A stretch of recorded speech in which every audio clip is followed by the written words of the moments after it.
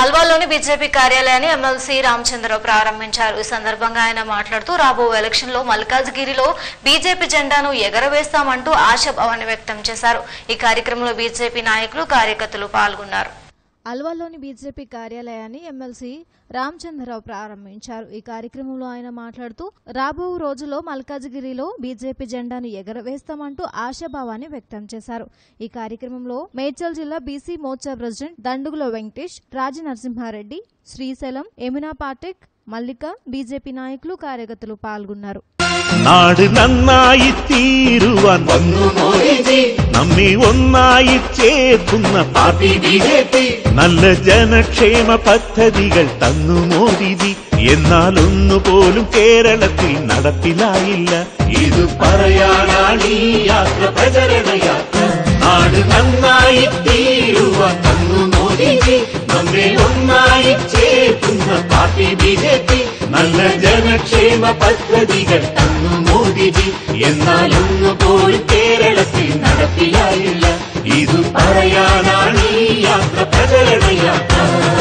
ఈరోజు మల్కాజ్గిరి అసెంబ్లీలో, మల్కాజ్గిరి పార్లమెంట్ లో, అదేవిధంగా మల్కాజ్గిరి అసెంబ్లీలో ఉన్నటువంటి ఒక అల్వాల్ డివిజన్ ఏదుందో అక్కడ కూడా భారతీయ జనతా పార్టీ కార్యక్రమాలు బాగా జరుగుతూ ఉన్నాయి.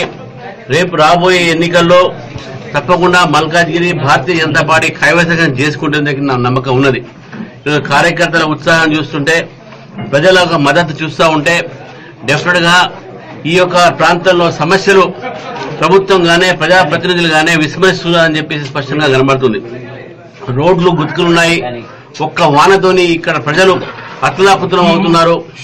విశ్వనగరాన్ని విషాద నగరంగా మారుస్తున్నట్టు ఈ ప్రభుత్వము ఈ రోజు ముఖ్యంగా మల్కాజ్గిరి అసెంబ్లీలో అల్వాల్ ప్రాంతంలో అనేకమైనటువంటి స్థానిక సమస్యల్ని పరిష్కరించడంలో ప్రజాప్రతినిధులు వైఫల్యం చెందారు కాబట్టి దానికి వ్యతిరేకంగా ఈ రోజు ప్రజలందరూ కూడా భారతీయ జనతా పార్టీ వైపు చేస్తున్నారు.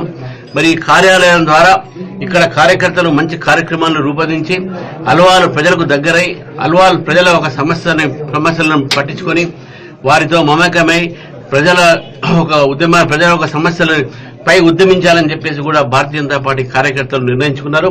కాబట్టి ఈ కార్యాలయాన్ని ప్రారంభం చేసినటువంటి ఒక